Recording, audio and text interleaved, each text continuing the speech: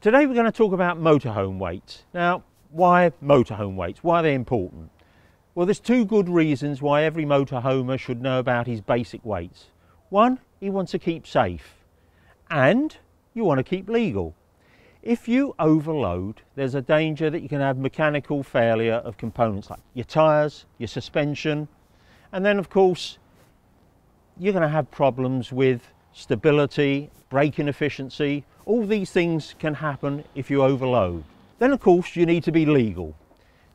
The police and VOSA regularly hold roadside inspections, and if you're caught in an overloaded condition, then there's fines of up to £5,000 for each offence.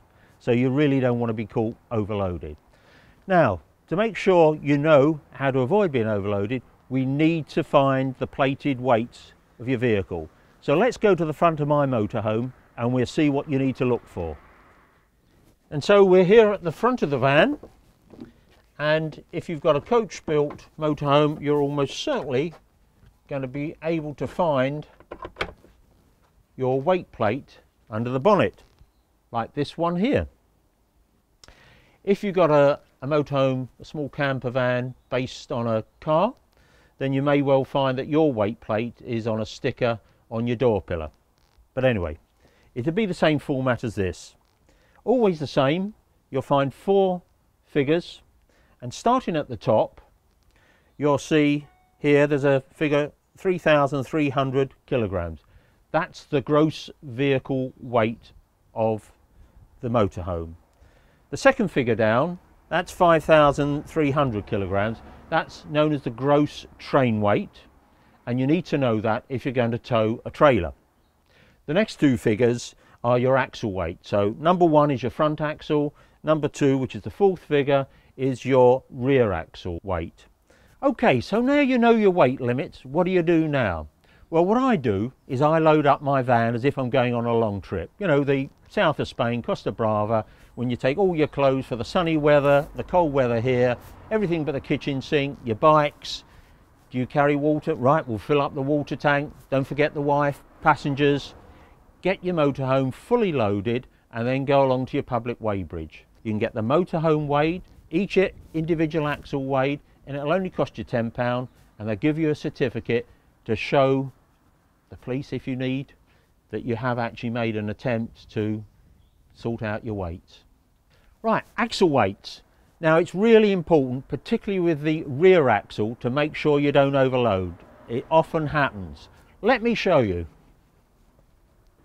Right, I mentioned the problem with rear axles and overloading.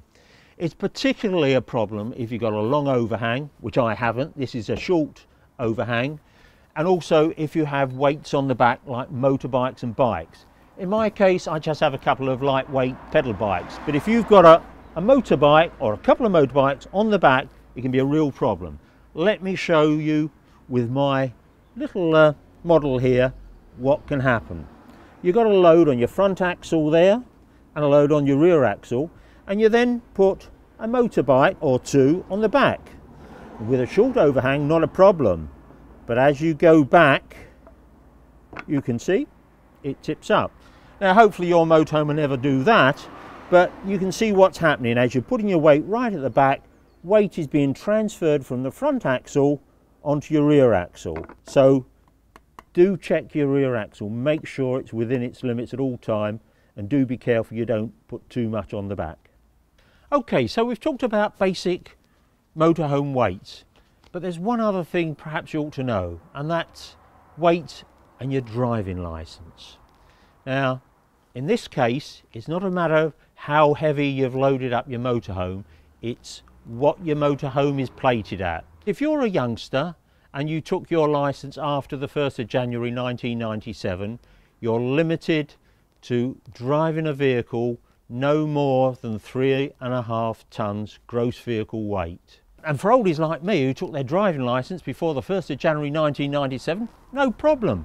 I've got category C1, I can drive a motorhome up to 7.5 tonnes. So there you are, that's just a very quick overview of how to keep safe and legal within your weight limits.